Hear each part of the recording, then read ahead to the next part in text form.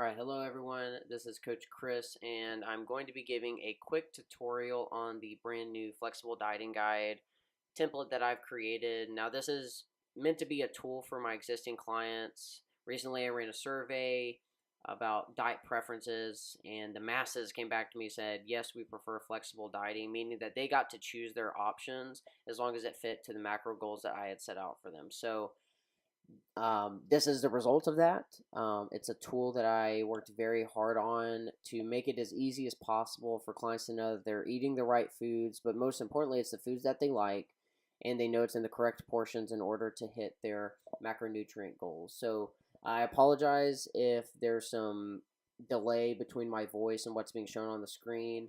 But I'm going to try to keep up here. So that green box that you just saw, that's what I do as the coach. I will go through when needed, and I will update the total calorie goal, the total carb goal, fat goal, and protein goal. So that's what I'm referencing right here, that little green box. That blue box right below it is going to be what you actually hit with the nutrition plan that you select. And we're going to get into how we get to those numbers here in a second. So you see here at each meal, I have a breakdown of the goal protein, carbs, and fat. So you're going to leverage this whenever you're selecting the portions, not as much the food choice, but when you're selecting and adjusting the portions to hit those goals. We want the blue box to be as close as possible to that green box, within about plus or minus 5 grams per macro and plus or minus about 100 calories compared from the total to the actual, or the total goal to the actual, sorry.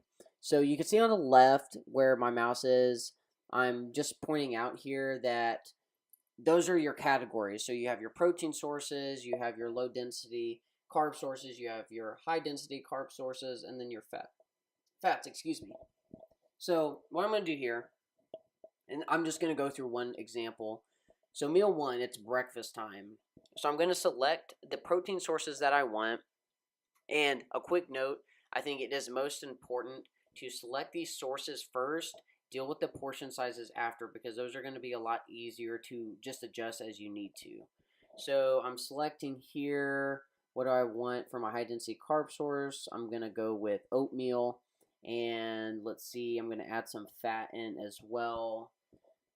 So once I have all my sources selected, then what I'm going to do is I'm going to go over to the right, and now you'll see here there's a note that says the portion is designated in the source. Okay, so what that means is that you can see, for example, with the whole eggs, it says 1 egg. So whatever number you put in the portion size, you're going to multiply that by the amount designated on the source. So if it says 1 egg and you put a 1, it's going to be 1 egg. But if you put 3 eggs, or 3 in the portion, it's going to be the equivalent to eating 3 eggs, okay? So hopefully that makes sense. If you get confused on it, just reach out to me. More than happy to walk you through it's kind of confusing and hard to explain. But hopefully by the end of the example, you'll see what I'm talking about. So you can see here, I'm adjusting the portion sizes. And you can see also at the bottom that the actual numbers in this little bottom column, every time I update the portion, those are updating automatically. You don't have to do anything outside of updating the portions, okay?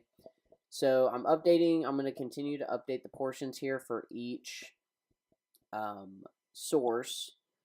And once I finish doing that, I'll kind of explain what the next steps are.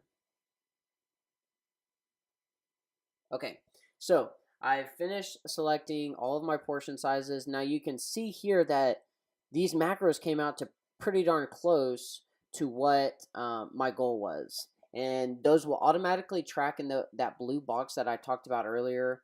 And also, like I mentioned earlier, by the end of the day, you want these macros to be within plus or minus 5 grams or plus or minus 100 calories from the goal that I have set for you, okay? So you can see in this example, I got pretty darn close to that.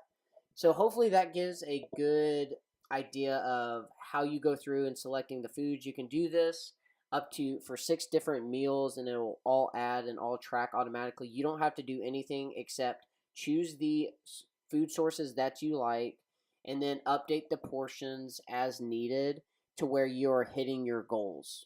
So I hope this is helpful. If you guys have any further questions, please email me at rockrepfit@gmail.com. Thank you very much for watching, and God bless.